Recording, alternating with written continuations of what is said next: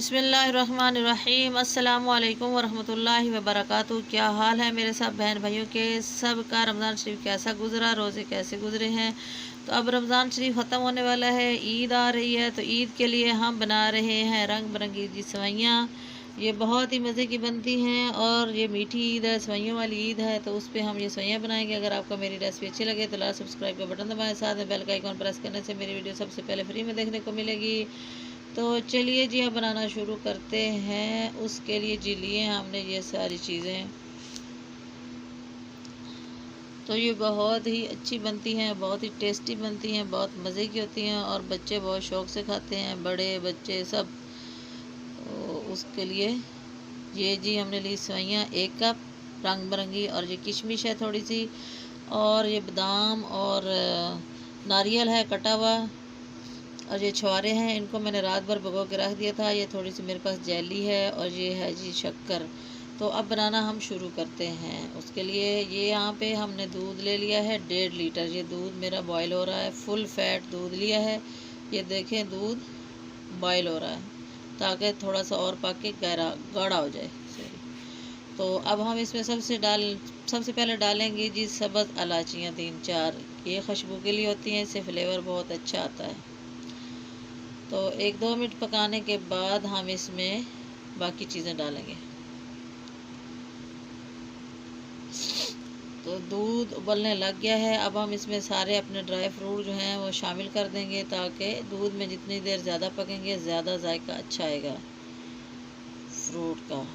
Dry fruit ज़रूरी नहीं है ये डालने, आपके पास जितने भी ड्राई फ्रूट हैं वो आप डाल सकते हैं। ये छुआरे हैं, इनको मैंने रात भर भिगो दिया था, अब बहुत नरम हो चुके हैं। नरम करने के लिए अगर उसी टाइम डालेंगे तो ये सख्त होंगे। तो अब हम इसमें अपनी शक्कर भी डाल देते हैं। ये शक्कर चीनी आप अपने टेस्ट के मुताबिक डाल सकते हैं, कम या ज़्यादा, जितनी आप पसंद करते हैं। तो अब ये सारी चीज़ें दूध में पकने लगी हैं, ये देखें। तो अब हम इसमें सेवइयाँ भी डाल देंगे और इनको पकाएंगे। सेवइयों को इतनी देर पकाएंगे कि सेवइयाँ दूध में गल जाएं और दूध गाढ़ा हो जाए। इसको पकाते रहेंगे, 5 से 7 मिनट लगेंगे पकने में। तो सेवइयाँ गल जाएंगी और दूध भी गाढ़ा हो जाएगा। तो ये बहुत मज़े की बनती हैं, क्रीमी बनती हैं, बहुत टेस्टी होती हैं। आप लोग भी इसको ज़रूर ईद पे बनाना। ये देखें सेवइयाँ गल चुकी हैं, गाढ़ी हो गई हैं, और देखें दूध भी गाढ़ा हो गया है। कलर भी दूध का रंग बिरंगी सेवइयाँ ना कलर भी चेंज हो गया है, वाइट था। तो अब हमारी सेवइयाँ पक चुकी हैं। देखें अब हम इनको निकालते हैं बर्तन में। थोड़ी देर इसी में रखेंगे, जब रूम टेम्परेचर पे आ जाएगा तो फिर हम इसको बर्तन में निकाल लेंगे। चलेंगे, ये देखें कितनी मज़े की, बहुत अच्छी पकी हैं और बहुत गाढ़ी। थोड़ी देर पकाएंगे तो और भी गाढ़ी हो जाएंगी, लेकिन अब इससे ज़्यादा हमने नहीं पकानी, क्योंकि ये ठंडी होकर भी मज़ीद गाढ़ी हो जाती हैं।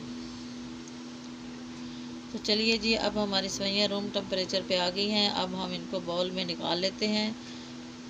तो यहाँ पे बाउल में हम अपनी सेवइयाँ निकालेंगे। ये देखें कितनी गाढ़ी हो चुकी हैं, और भी गाढ़ी हो गई हैं ठंडी होकर।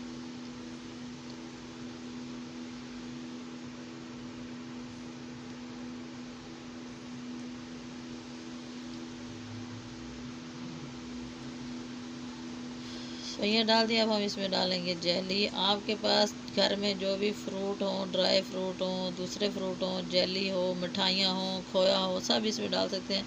इतनी ज़्यादा चीज़ें डालेंगे इतनी ज़्यादा मज़े की लगेंगी सेवइयाँ। तो यहाँ पे मैंने अपनी जेलियाँ डाल दी हैं, देखिए। अब फिर इसके ऊपर हम सेवइयाँ डाल देंगे, बाकी की बची हुई सारी।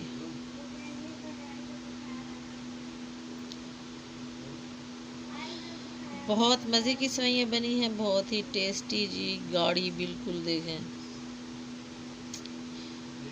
खोए की तरह। अगर आपके पास खोया हो तो वो भी इसमें डाल, जो चीज़ें हैं वो डाल सकते हैं।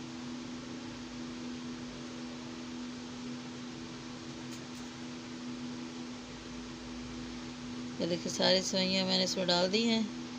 तो अब हम इसको थोड़ा सा गार्निश कर देते हैं, ताकि खूबसूरत लगे।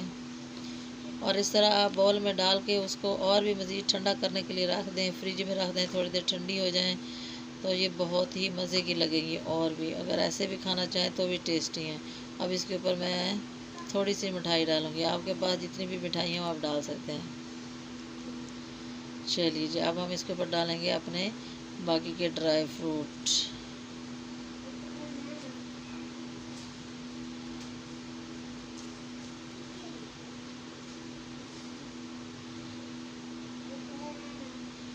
बादाम, किशमिश, छुहारे, नारियल, पिस्ता, जो भी हो आप सब डाल सकते हैं। ये देखिए जी कितना मज़े का बना है, बहुत ही मज़े की लुक आई है, बहुत टेस्टी बनी है, बन के रेडी हो चुकी है। तो देखिए जी लुक कितनी अच्छी आई है।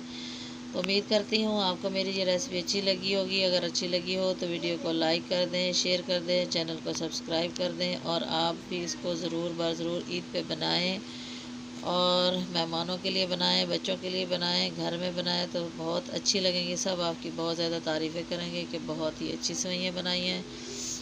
तो आप लोग इसको ज़रूर ट्राई करना और मुझे कमेंट में ज़रूर बताना कि आपको मेरी आज की रेसिपी कैसी लगी है, अच्छी लगी है या नहीं अच्छी लगी। और मुझे दुआओं में याद रखना, मैं आपको याद रखूँगी। इंशाल्लाह फिर एक नई वीडियो के साथ मिलेंगे, नई रेसिपी के साथ मिलेंगे। तब तक के लिए अल्लाह हाफिज़।